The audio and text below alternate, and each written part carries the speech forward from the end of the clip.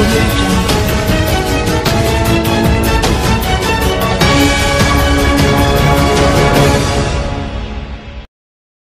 नमस्कार, आप देख रहे हैं नजर टीवी। बैंकों ने उड़ाया दिल्ली पुलिस का होश। ब्रांच में पहुंचे 54 लाख रुपए के नकली नोट। तमाम पाबंदियों के बाद भी नकली नोटों का चलन रुकने का नाम नहीं ले रहा है। अब बैंकों में नकली नोट पहुंचने का मामला सामने आया है। दिल्ली पुलिस को कुछ बैंकों से शिकायत मिली है कि पिछले साल जुलाई से दिसंबर के बीच उन्हें 54 लाख रुपए से ज्यादा नकली नोट मिले हैं। पुलिस अधिकारियों ने बताया, भारतीय रिजर्व बैंक, RBI और 15 दूसरे बैंकों ने इस संबंध में शिकायत दर्ज करवाई है। नकली नोटों से सबसे ज्यादा 16,003 लाख रुपए के नकली नोट एक प्राइवेट बैंक में मिले। इसके बाद दूसरे नंबर पे जिस बैंक में 15,007 लाख रुपए के नकली नोट पहुंचे हैं, वो भी एक प्राइवेट बैंक है। बैंकों में पहुंचने वाली नकली करेंसी में अधिकतर नोट 500 रुपए के हैं। बैंकों से मिली शिकायत के आधार पर पुलिस यह पता लगाने की कोशिश कर रही है कि ये जाली नोट कहां से आए। एक अधिकारी का कहना है कि हमें यह शक है कि कुछ लोगों ने असली नोटों के बीच में नकली नोट छिपा कर बैंक में जमा करवा दिए होंगे। यही कारण है कि असली और नकली नोट के बीच अंतर का पता नहीं लगाया जा सकता। पुलिस अधिकारी ने बताया कि IPCC के सेक्शन 489C जाली नोट रखने के जुर्म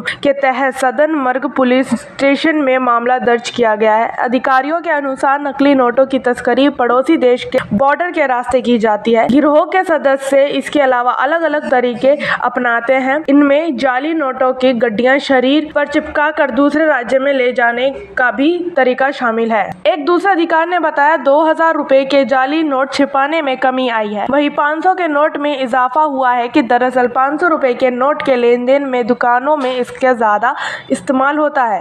उन्होंने यह भी बताया कि ये गिरोह वकीली मार्केट में चलाने के लिए 50 रुपए, 20 रुपए और 10 रुपए जैसे छोटे नोट भी छिपाते हैं। पिछले साल ही दिल्ली पुलिस के स्पेशल सेल ने एक बुल्गारियाई नागरिक को पकड़ा था। उसके पास से 8.9 लाख रुपए कीमत के 500 रुपए के जाली नोट बरामद हुए थे। यह शख्स बुल्गारिया आर्मी में भी सैनिक रह चुका था। वह नकली नोट बनाने वाले इंटरनेशनल गिरोह का सदस्य था। काला जठेड़ी वेड मैडम मिंग्स आज 7 फेरे लेंगे। गैंगस्टर और लेडी डॉन। दिल्ली का यह बैंकेट हॉल अवैध किले में तब्दील। जुर्म के इतिहास में आज ये तारीख एक खास वजह से दर्ज होने जा रही है। शायद ऐसा पहली बार हो रहा है जब जेल में बंद कोई गैंगस्टर और एक लेडी डॉन से शादी रचाने जा रहा है। इसके लिए कोर्ट ने बाकायदा उसे पेरोल दी है। उसकी सुरक्षा के लिए सैकड़ों की संख्या में 4 राज्यों की पुलिस अत्याधुनिक हथियारों के साथ तैनात है। शादी की सारी तैयारी पूरी हो चुकी है। बैंकेट हॉल एक अवैध किले में तब्दील हो चुका है। अब बस तिहाड़ जेल से बारात आने का इंतजार है। इसके बाद ये क्रिमिनल कपल शादी के 7 फेरे लेंगे। हमेशा हमेशा के लिए एक दूसरे का हो जाएंगे। जी हाँ, हम बात कर रहे हैं हरियाणा के गैंगस्टर संदीप उर्फ काला जठेड़ी और लेडी डॉन अनुराधा चौधरी उर्फ मैडम मिंग्स के बारे में, जो आज दिल्ली के द्वारका स्थित संतोष पैलेस में शादी करने जा रहे हैं। इस शादी ने दिल्ली, हरियाणा, राजस्थान और पंजाब पुलिस के साथ साथ सेंट्रल एजेंसियों तक को पंजों पर ला खड़ा किया है। अब जिस दूल्हे पर संगीन गुहानों के 40 मामले दर्ज हो, दुल्हन अपने सिर पर 19 केस लिए हुए फेरे लेने जा रही हो, उनकी शादी पर खतरे का मंडराना तो लाजिमी है। दिल्ली पुलिस को शक है कि उनकी शादी पर कभी भी कोई उनकी विरोधी गुटों की तरफ से हमला हो सकता है। ऐसे में दूल्हा दुल्हन के साथ हमेशा मेहमानों की हिफाजत के लिए पुलिस ने पूरी तरह से कमर कस ली है। दिल्ली पुलिस ने सामूहिक स्थल यानी वेन्यू को भी सुरक्षा के लिहाज से पूरी तरह से सैनिटाइज कर दिया है। मेहमानों की एंट्री के लिए मेटल डिटेक्टर लगाए गए हैं। सभी के लिए इन मेटल डिटेक्टर से ही गुजर कर अंदर जाना जरूरी है। यहाँ आने वाले हर मेहमान को एक बार कोड भी दिया गया है, जिसकी स्कैनिंग के बाद ही मैरिज हॉल में एंट्री मुमकिन है। शादी की जगह यानी द्वारका के बैंकेट हॉल संतोष पैलेस में 150 से ज्यादा पुलिस वालों को अत्याधुनिक हथियारों के साथ तैनात किया गया है।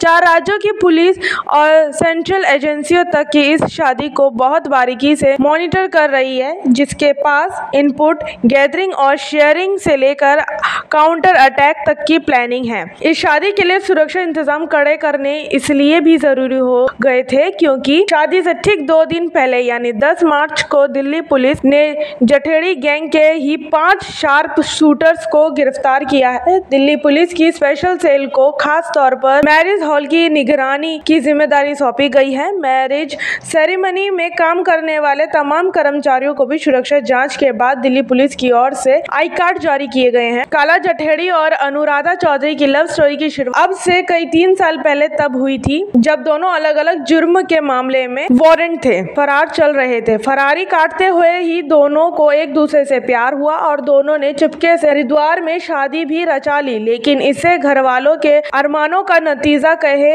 या फिर कानून की नजर में अपने रिश्ते को एक नाम देने की कोशिश। जठेड़ी और चौधरी ने अब एक बार फिर से एक दूसरे से शादी करने का फैसला किया है। अनुराधा चौधरी का कहना है कि वो और उसका होने वाला पति काला जठेड़ी दोनों ही अब जुर्म की दुनिया छोड़कर एक नई शुरुआत करना चाहते हैं। अनुराधा चौधरी वैसे तो पहले ही पढ़ी लिखी है, फराटेदार इंग्लिश बोलती है, लेकिन अब उसने संदीप की मोहब्बत में LLB भी पढ़ाई भी शुरू कर दी है। उसका इरादा आगे चलकर काला जठेड़ी के केसों को खुद ही हैंडल करने का है, यानी एक पत्नी के तौर पर जहां वो घर में जठेड़ी को सपोर्ट करना चाहती है, वहीं एक लॉयर के तौर पर अदालत में उसकी वकालत करना चाहती है। हालांकि एक ऐसा डॉन जिस पर 40 से ज्यादा केस हैं, जिसे शादी जैसे काम के लिए भी मुश्किल 6 घंटे की पेरोल मिल रही हो, उसके साथ बेल पर आजाद लेडी डॉन फ्यूचर क्या है, ये अपने आप एक बड़ा सवाल है। ऐसे सच्चाई यह है कि लेडी डॉन अनुराधा चौधरी फिलहाल इस फ्यूचर को लेकर ज्यादा नहीं सोच रही है। उसकी बातों से लगता है कि वो उम्मीद पे दुनिया कायम है। ऐसे सच्चाई यह है कि लेडी डॉन अनुराधा चौधरी फिलहाल इस फ्यूचर को लेकर ज्यादा नहीं सोच रही है। उनकी बातों से लगता है कि वो उम्मीद पे दुनिया कायम है। उनका कहना है कि 40 से ज्यादा केस हैं तो क्या हुआ, उम्मीद है आज नहीं तो कल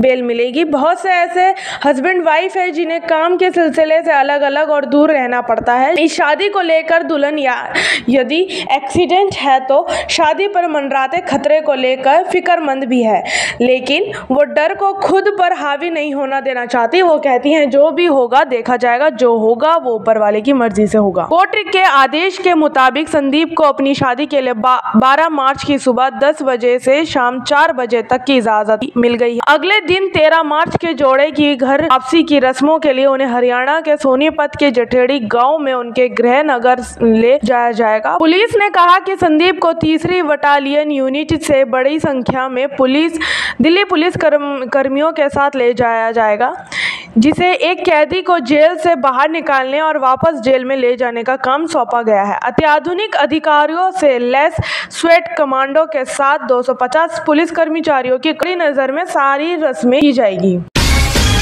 जा सकते हैं YouTube चैनल पर नजर टीवी न्यूज को सब्सक्राइब करके।